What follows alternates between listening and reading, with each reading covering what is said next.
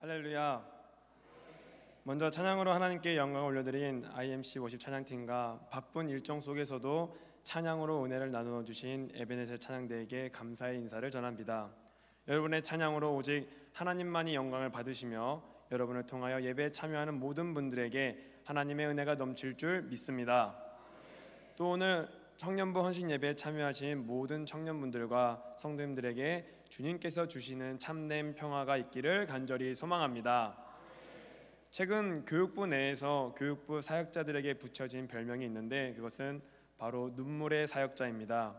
여름 행사를 준비하면서 기도하면서 울고 찬양하다가 울고 특히 지난 중고등부 헌신 예배 때 설교하시다 우시는 김다니엘 목사님을 보면서 왜 하나님께서 우리 교육부 사역자들에게 이렇게 많은 눈물을 허락하셨는가 생각해 보게 되었습니다. 그런 와중에 마태복음 5장 4절 말씀을 묵상하게 되었는데 말씀을 보면 이렇게 나와 있습니다. 애통하는 자는 복이 있나니 그들이 위로를 받을 것이며. 아멘. 하나님께서 우리를 위로하시기 위해서 이렇게 눈물을 주시는 것이구나 생각하고 있었습니다. 그래서 이 사역 가운데 하나님께서 반드시 우리에게 새 힘을 주실 것이라는 믿음을 가지고 사역을 감당해 나갔습니다. 그런데 이제 순조롭게 중고등부 수련회를 진행해 가던 와중에 하나의 카톡이 올라오게 됩니다. 항상 이 카톡이 문제입니다. 그 카톡을 본 한 전도사의 마음속에 또 폭풍과 같은 긴장감이 몰려오기 시작합니다. 카톡의 내용은 전도사님, 원로 목사님께서 수련회 장소로 출발하셨습니다. 준비하세요 라는 내용이었습니다. 저는 이 카톡을 보면서 하나님께서 정말 살아계시는구나를 느꼈습니다. 그렇게 긴장 가운데 원로 목사님을 만나고 여러 가지 이야기가 오고 가던 중에 원로 목사님께서 저에게 이런 말씀을 해주셨습니다. 김다니엘 목사, 너 울었잖아. 그렇습니다. 중고등부 헌신 예배 때 눈물을 보이신 다니엘 목사님의 모습을 보시고 마음의 감동을 받으신 원로 목사님께서 응원을 해주시기 위해서 수련회 장소를 방문해 주신 거였습니다. 그렇게 원로 목사님을 통해서 위로를 받은 저희는 새 힘을 얻어 여름 캠프를 무사히 진행하고 마치게 되었습니다. 이 사건을 통해서 제가 깨달은 것은 하나님께서는 애통하고 눈물을 흘리는 자들에게 반드시 위로를 허락하여 주신다는 것입니다. 우리 청년 여러분들 가운데 여러 가지 일로 인하여 눈물을 흘리며 애통하시는 분들이 계실 텐데 주님께서 주시는 위로를 통하여 새 힘을 얻으시기를 간절히 소망합니다. 오늘의 말씀은 바울의 옥중 서신 중 하나인 빌립보서로 빌립보 교회가 가지고 있던 문제에 대한 바울의 신학이 담겨진 서신입니다.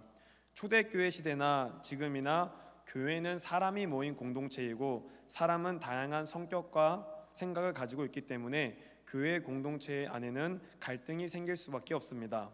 무엇보다 지금 이 시대를 살아가고 있는 우리 청년들의 가치관의 변화만 봐도 과거에는 공동체성을 중요시하여 우리의 믿음, 우리의 교회라는 신앙의 가치관과 흐름이 있었다면 지금을 살아가고 있는 청년들은 나의 신앙, 나의 교회라는 어떠한 개인적인 신앙의 흐름을 흘러가고 있습니다.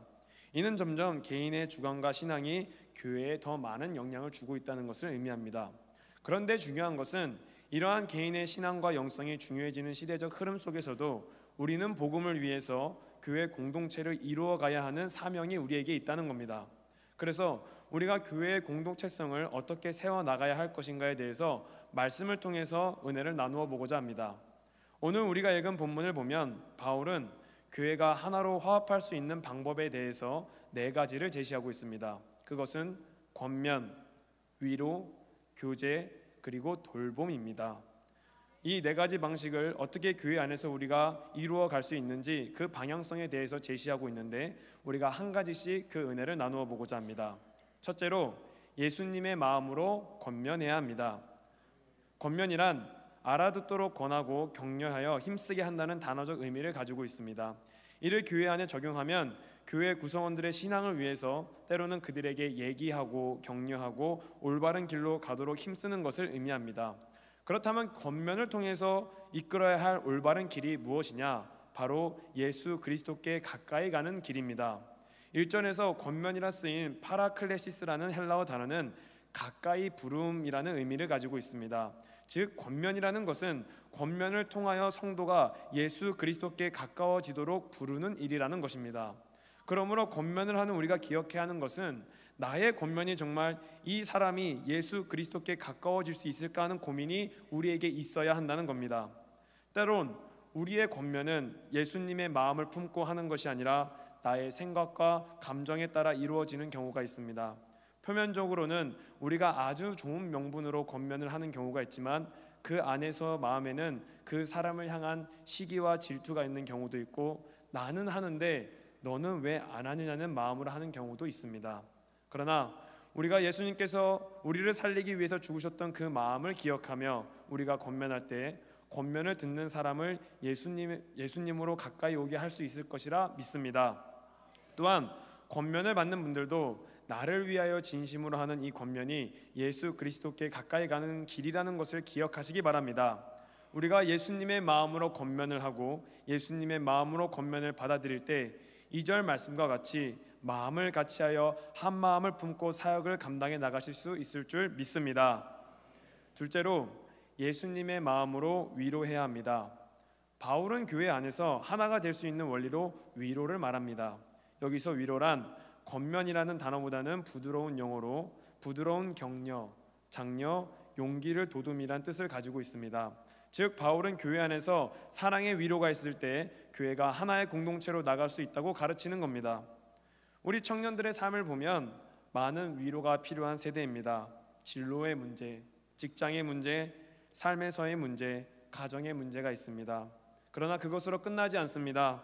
교회 안에서의 신앙의 문제, 교회 사역의 문제로 인하여 우리 청년들이 많이 지쳐갑니다. 그런데 청년들의 지쳐가는 모습을 보면서 어떤 분들은 라떼를 좋아하시는 분들이 있습니다. 라떼는 말이야 이랬어, 라떼는 말이야 이것보다 더했어.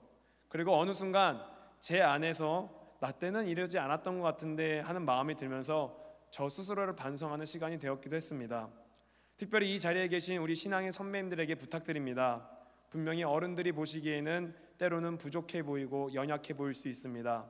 그러나 우리 임마누엘 교회 청년들만큼 교회를 사랑하며 이렇게 열심히 헌신하는 청년들이 없습니다. 우리 청년들을 향해서 예수님의 마음으로 사랑이 담긴 위로의 말 한마디를 건네주시기를 간절히 소망합니다.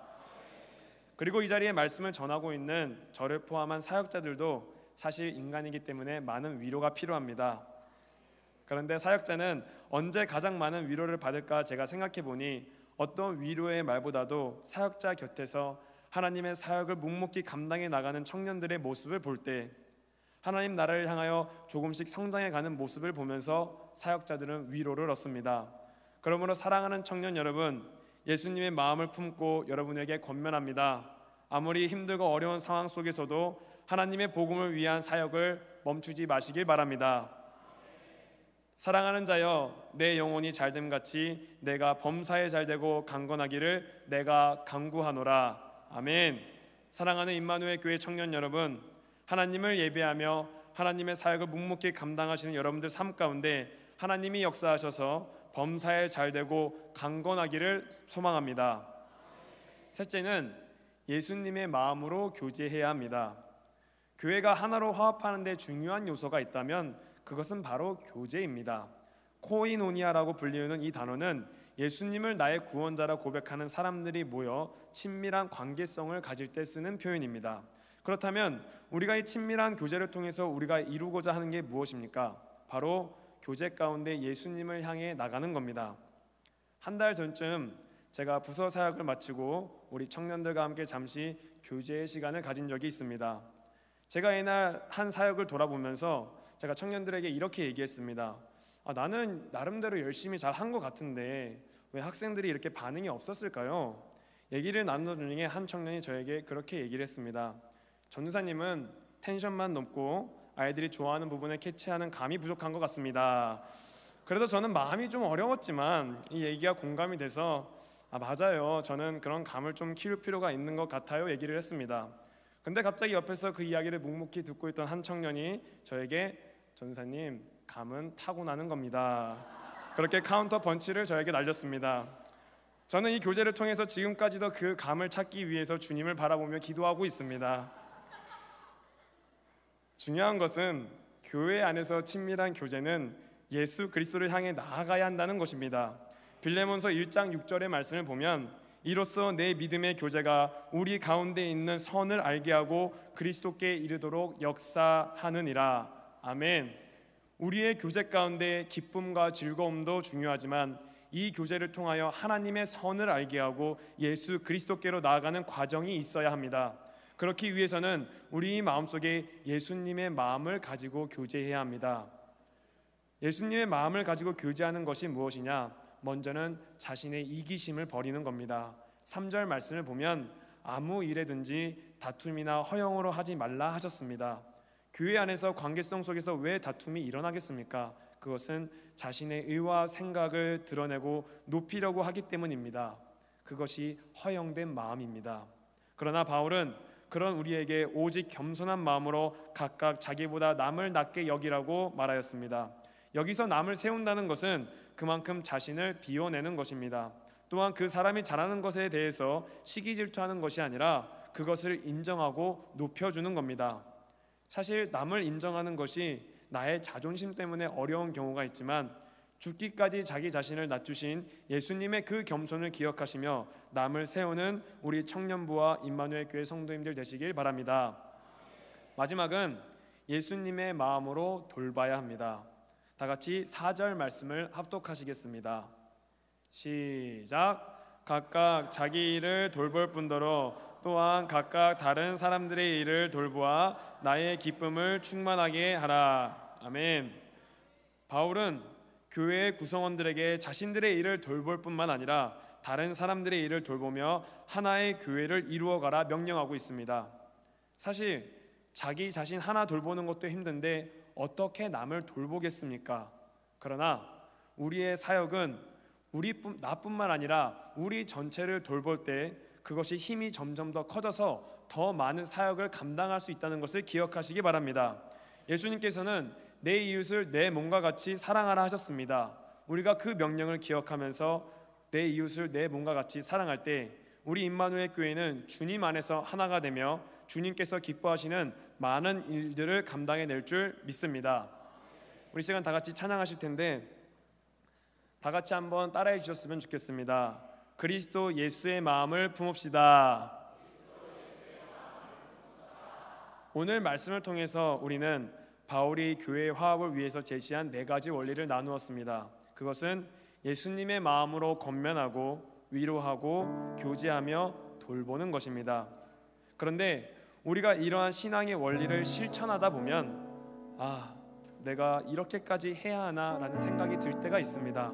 그런데 그 순간 예수님의 마음을 한번 생각해 보았으면 좋겠습니다. 그분은 죄가 없으심에도 불구하고 우리를 사랑하셔서 우리의 죄를 용서하기 위해 십자가에 죽기까지 하나님 아버지의 말씀에 복종하셨습니다. 우리에게 베풀어 주신 그 사랑을 기억하며 예수님의 마음을 품고 교회의 화합을 위해서 노력하는 우리가 되었으면 좋겠습니다. 우리가 그리스도 예수의 마음을 품을 때 우리 안의 생각과 의와 감정, 이 모든 것을 뛰어넘어 우리 교회가 작은 하나님 나라를 이루어갈 줄 믿습니다. 이 시간 다 같이 찬양하시겠습니다.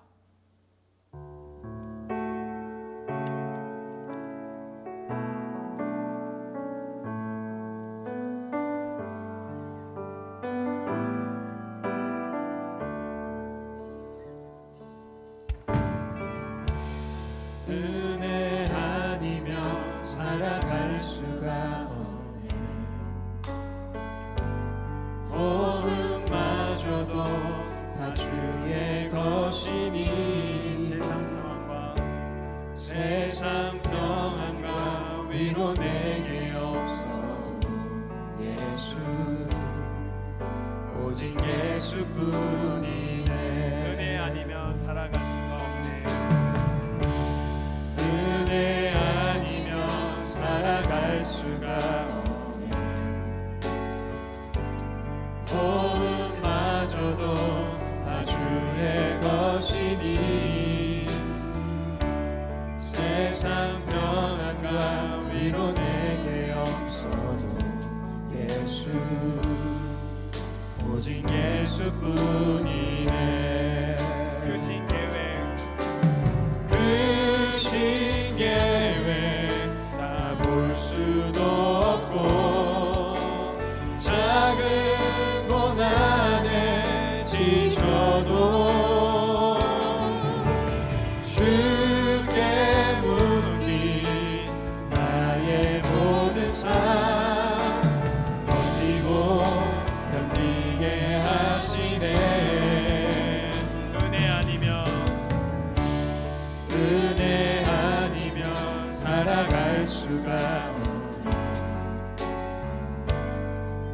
나의 모든 것 다 주께 맡기니 참된 평안과 위로 내게 주신 주 예수 오직 예수뿐이네. 크신 계획 다 볼 수 없고 크신 계획 다 볼 수도 없고 작은 고난에 지쳐도 주께 묻기 나의 모든 삶 버티고 견디게 하시네. 크신 계획 다 볼 수 없고 크신 계획 다 볼 수도 없고 작은 고난에 지쳐도 주께 묻기 나의 모든 삶 버티고 견디게 하시네. 은혜 아니면 살아갈 수 없네. 은혜 아니면 살아갈 수가 없네. 나의 모든 것 나의 모든 것 다 주께 맡기니 참된 평안과 위로 내게 주신 주 예수 오직 예수뿐이네. 은혜 아니면 살아갈 수 없네. 은혜 아니면 살아갈 수가 없네. 나의 모든 것 다 주께 맡기니 참된 평안과 위로 내게 주신 주 예수 오직 예수뿐이네. 우리 시간 다 같이 두 손을 우리 마음에 모으고 다 같이 기도하도록 하겠습니다. 우리 이 시간 기도할 때는 우리가 그리스도 예수의 마음을 품겠습니다 라는 고백으로 기도해 주셨으면 좋겠습니다. 그리스도 예수의 마음을 품음으로 우리가 겸면하고 위로하고 사랑으로 교제하고 또 돌볼 수 있는 그런 성도와 청년이 될 수 있도록 우리 시간 다 같이 주여 세 번 외치시고 다 같이 뜨겁게 통성으로 기도하시겠습니다. 주여 주여 주여. 사랑의 하나님, 오늘 이 저녁 예배를 1, 2청년부 헌신 예배로 드릴 수 있도록 하여 주심을 감사드립니다. 우리 청년부가 오직 예수 그리스도의 마음을 품음으로써 하나님께 예배를 드리는 예배자가 될 수 있도록 주님께서 인도하여 주시옵소서. 하나님, 우리 청년부가 예수 그리스도의 마음을 품으로 서로 옳은 길로 가기 위해서 권면하며 사랑하는 마음으로 위로하고 주님 안에서 교회되하며 서로로 돌봄으로 하나의 공동체를 이루어가는 청년부가 될 수 있도록 주님께서 인도하여 주시옵소서. 우리의 생각과 감정으로 하는 것이 아니라 오직 예수님의 마음을 마음에 품게 하시고 예수님의 도우심으로 하나의 공동체를 이루어갈 수 있는 청년부가 될 수 있도록 주님께서 인도하여 주시옵소서. 하나님, 우리 청년부들에게 하나님의 말씀을 통하여 꿈과 기전을 발견하게 하시고 그 비전을 향하여 말씀에 따라 길을 걸어가는 청년부가 될 수 있도록 주님께서 인도하여 주시옵소서. 요셉과 같이 하나님의 꿈을 통해 놀라운 하나님의 기적을 경험하는 우리 청년부가 될 수 있도록 주님께서 인도하여 주시옵소서. 사랑과 은혜가 충만하신 하나님, 오늘 청년부 헌신 예배로 예배를 드리게 하여 주심을 감사드립니다. 개인의 신앙과 영성이 발달해 가는 이 시대에 우리 청년들이 예수 그리스도의 마음을 품음으로 하나님의 사역을 잘 감당해 나갈 수 있도록 허락하여 주시옵소서. 예수 그리스도의 마음으로 권면하고 위로하며 교제하며 서로를 돌보는 우리 임마누엘 교회 청년들과 모든 성도님들이 될 수 있도록 주님께서 그 마음을 허락하여 주시옵소서. 감사드리오며 예수 그리스도의 이름으로 기도드렸습니다. 아멘.